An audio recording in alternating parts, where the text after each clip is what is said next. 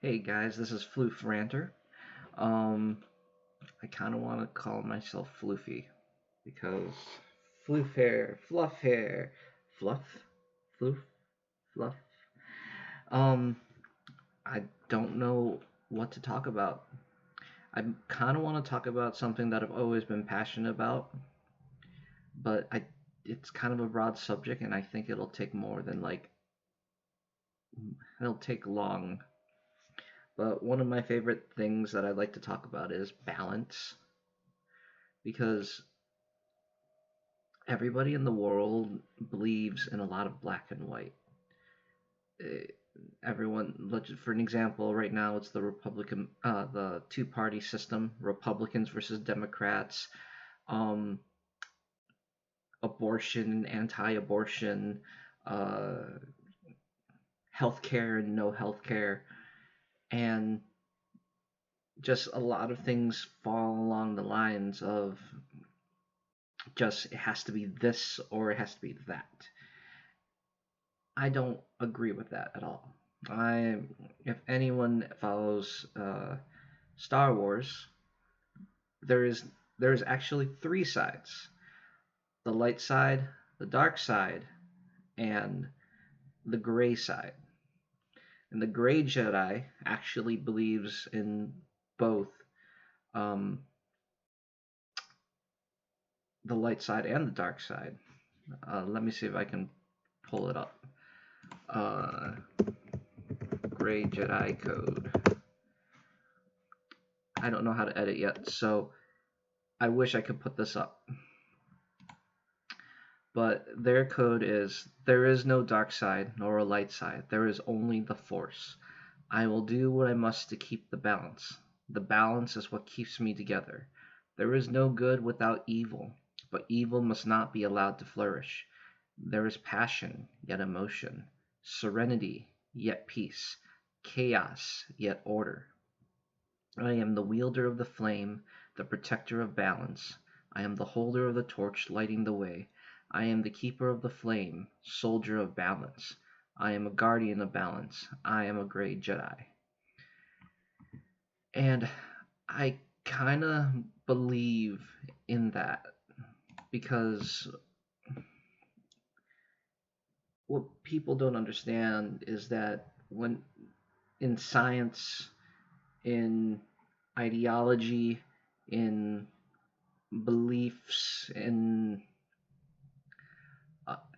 pretty much anything, when things have leaned towards too much to one side of an equation, it usually finds a way to balance itself out, or it kind of disrupts into too much chaos. I mean, for an example, we could say that about, in terms of physical, we can say that about food or exercise. If we exercise too much, we get to the point where we're out of, God, I can't think. We get to the point where we feel like we're about to break. And when that happens, your body actually gets more injuries that way. Same thing with food. When you overindulge in food, you start throwing up, or uh, you start gaining more weight than you should, or becomes a point where the food that you eat is becoming more toxic.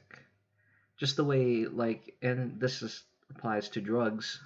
Everyone knows that whenever you take too much of a drug, um, you kind of get addicted and you just want more and more. But the thing is that drugs aren't necessarily bad. They're not bad because in small doses, drugs are medicine. So, uh, I'm not thinking today. So, everything needs to be balanced and coordinated. One of the biggest things that I'm vegan right now. I may not look it, but I'm still working on trying to eat healthy. I'm not.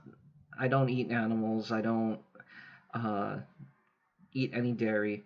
But if you ever see, everyone kind of keeps going on this whole rant about, oh, it's meat is good for you. You should be eating meat. Where are you getting your protein? But apparently, there are other ways to find it.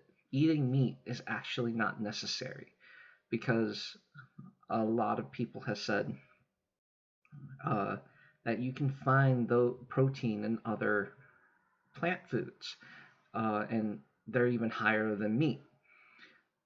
Meat meat was important back then, but it's not as important as it was now, we think it is now. I don't know if I said that correctly. What I mean is that back then, meat was a way of getting more calories. Um, but now it's not as much because we have oil, we have junk food, we have all of this, and it was a way. It was kind of a way of survival. And what makes it different from back then and now, though, is factory farms. We produce so much meat that we seem to need it every single day. We need meat every single day because we think that is the most nutritious thing in the world. And it's come to the point where some of these diets are not the greatest thing in the world. Like I I personally don't like keto. I don't like paleo. Well, sort of. I only like paleo because they actually include green foods. They actually include vegetables and fruits, and that's the key for being vegan. The other is the sustainability. We have all these farms, factory farms, and it uses so much feed. So all some of our plant food goes to the animals that get ready for slaughter. So a portion of our food for plant life goes to them. Water goes to them for both cleaning up, um, and for cleaning them up, for poop, and what else? For having them drink it. And it just comes to the point where it's like we have not one of those, we have probably thousands, hundreds of those factories. Um, I saw in a documentary once where uh, pig shit, sorry for the language, pig crap. Um, in North Carolina, they have pig farms there, and pigs produce uh, 10 times more poop than regular human beings, and because of that, they have to throw it into the rivers, which becomes toxic. Now, this is an after effect of too much slaughtering, too much being produced, all in the sake for money. We say it's for health, but it's not sustainable. We don't need meat every single day. Though I somehow became a vegan versus meat conversation. I'm trying to say is that you don't want too much of one thing because it starts turning into sort of a dark side, and that's what kind of the meat industry is. A lot of people will hate on me about well, mostly vegan, saying that I will say it's okay to eat meat. Um, I mostly say that because I know I cannot convince people to stop eating meat. There's an ingrained ideology. There's the actual term for it is called carnism. Um, you'll have to look that up. But what you have to do is just eat more fruits and vegetables. Stop eating fast food. Stop eating restaurant food. That and you kind of try to create a balanced diet. You try to create more nutrition for yourself. Um, in politics and ideology, people kind of strain away from what true value is. This whole COVID thing, People won't agree with me with the whole mask. Of course not. That apparently it becomes a controversial issue. I'm not sure why. Because as some people said, is why not wear a mask if you think it'll protect you, even if it doesn't work? It's just a precaution. It's just a way to make sure people aren't going to get sick. But then there comes this fallacy of if they make it mandatory, that's one right taken away, and then they're going to take away all of our rights. That's an extreme. I don't believe that's what's going to happen. And another thing too is that people will say that they'll start taking away all of our rights, but because and people, how do I put it? People say that the Second Amendment. I'm kind of confusing myself now. One way or another, you kind of have to balance yourself in terms of ideologies as well. I, I, there is a discussion in religion about um, Abraham when he sacrifices his son, and God tells him to stop and says sacrifice some sheep. Um, there is an actual debate whether or not his son was Isaac or Ishmael. But as one scholar mentions, though, is that's not important. Who he doesn't necessarily say who cares, but he says that's not the point of that story. The point of that story is Abraham was going to sacrifice one of his sons. And that's kind of also part of the balance is that people are so ingrained with their ideology that they miss the point. They miss what the purpose of a story is. For an example, like I'm going to go with an Aesop fable, The Sun and the Wind, and if there is no such thing as the sun and the wind talking to each other, but that's not the purpose of that story. There is no mouse or lion that talks to each other. Um, that that's balance. Balance is about creating a way where you don't go to the extreme of one side. And I'm not saying to not do anything about injustice. That's not what I mean by balance. Um, certain change needs to happen for it to become balanced. When everything goes to one extreme, Mother Nature, people will try to balance it out. Um, a good example would probably be Gandhi. Gandhi protested to the British all the time.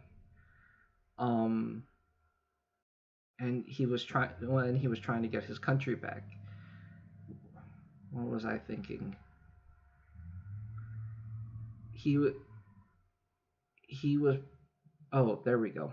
There's a quote he says. That's what I was trying to say. I forget a lot. And he says, uh, people will always tell you to abide by the laws, to try and be an upright and standing citizen. But sometimes laws are unjust. And I don't know the exact quote, but I believe Gandhi said, sometimes laws are made by unjust laws are made by unjust men. Just because they're laws does not mean they're good laws. Sometimes they're not made in a moral sense.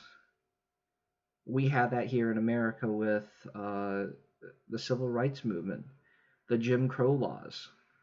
Just because they were a law does not mean they are good moral ethic laws. And I believe everything in the world needs to be balanced out. Another good example would be population, though I'm not going to go human population because everyone has an opinion about that. I'm going with the deer population. Um, why there's always a hunting season is because at one point, at least I know in Michigan, uh, the the hunters killed off all the wolves, but because all the wolves were hunted off, the deer population skyrocketed.